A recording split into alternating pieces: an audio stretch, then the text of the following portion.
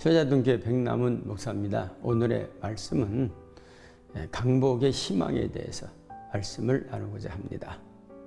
이스라엘의 하나님은 참 신이시며 너희 중에 그의 백성된 자는 다 유다 예루살렘으로 올라가서 이스라엘의 하나님 여호와의 성전을 건축하라. 그는 예루살렘에 계신 하나님이시니라. 오늘 우리 말씀을 통해서 보는 것처럼 이스라엘 백성들에게 해방을 선포합니다. 그것도 공교롭게도 이방 나라 고레스 왕에 의해서 해방이 선포되는 것입니다.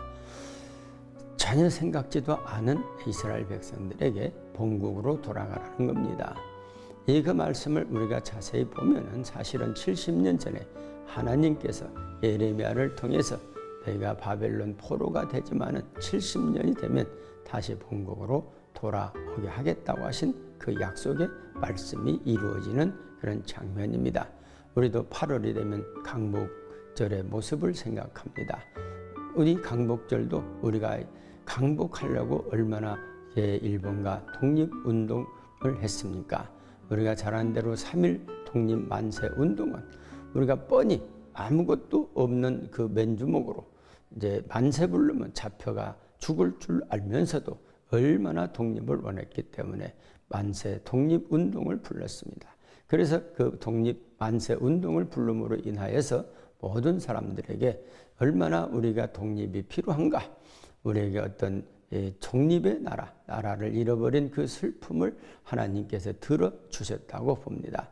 하나님께서 들어주셨기 때문에 우리에게 강복을 주셨습니다. 우리가 언뜻 보면 우리가 연합군들에 의해서 해방이 됐다고 생각할 수 있습니다.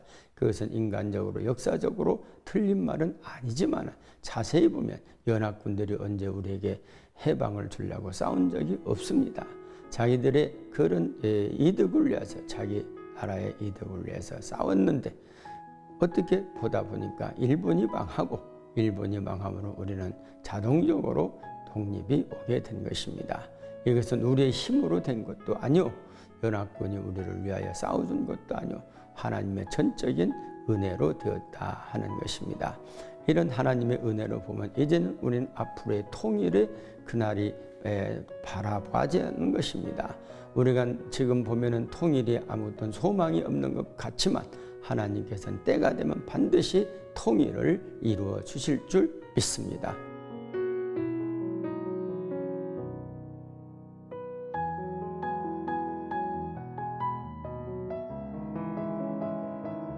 우리 이제 강복을 지나서 이제는 통일의 그날을 우리는 바라보는 이 시점에 있습니다. 우리 통일을 누가 해주겠습니까? 우리는 강대국들이 통일해 준다고 하는 것을 믿는 사람은 없습니다.